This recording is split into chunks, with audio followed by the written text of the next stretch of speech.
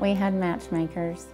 I was actually training for a marathon and working with a trainer at a gym in Oklahoma City. He also worked out at that gym.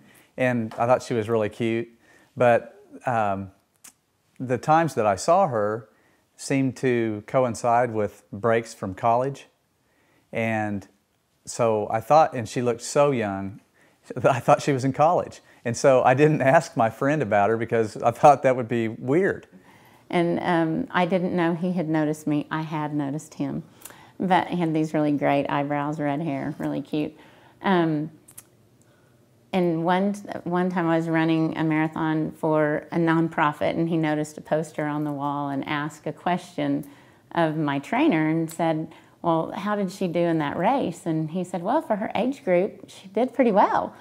Well, he thought I was a lot younger than I was, or at least he still tells me that to this day. And I said, well, what is she like? Does she go to OU, or what? Is she in college? And he just started laughing. And he goes, no, she's like 2 years younger than you are. And I was like, oh, wow. So I was excited because then I felt like I could, talk to her, or, I didn't feel so weird looking at her because I thought she was in college. We have a really close-knit family. We try to spend a lot of time together. Our kids are really active. They play a lot of sports, and we always go to their games, and we try to eat dinner as much as we possibly can together. It was a great Saturday. We all had our things we were excited about.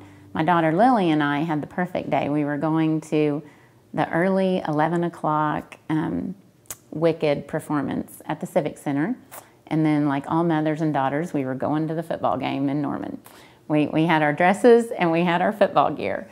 So I thought, well, let's check in with Dad and Bub between the theater and the football game. Just, hey, because we always talk and going in different directions. We wanted to connect. So I called, and he said, I don't feel very good. I have a really bad headache. And I was like, and I wanted to know how his ride was and his run was. And we were just talking along, and he said, I know I have a pretty bad headache. And he'd kind of been seeing like these little things, like seeing things. His vision was starting to be really affected.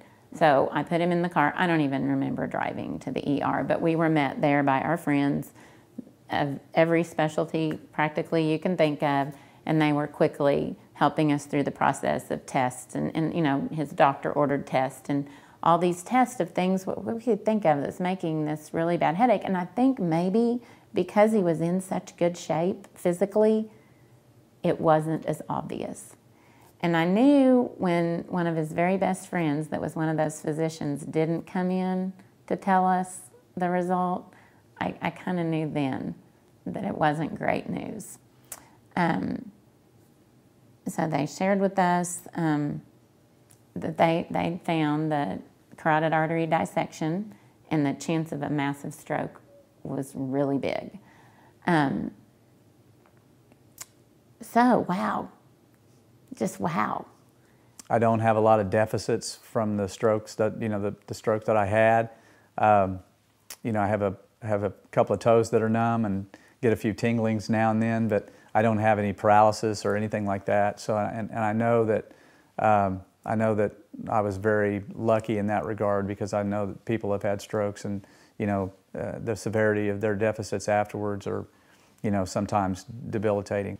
I think that has inspired both of us to be involved like we have been with the Sweetheart program and the Heart Association, and to really just let people know to be aware of these things.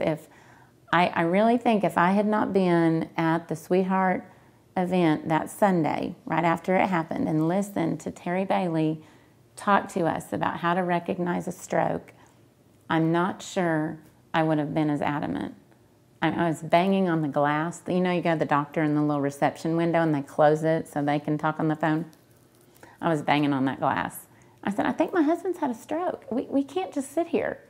I really feel blessed, first of all, blessed that the stroke didn't take my life.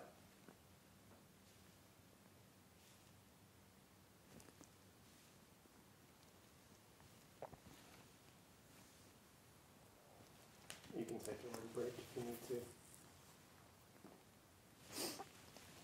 But I also feel blessed that I don't really have anything wrong with me. So, so I still get to do, you know, what I love to do, and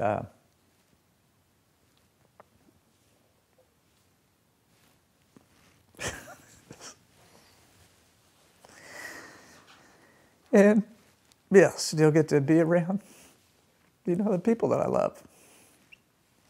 And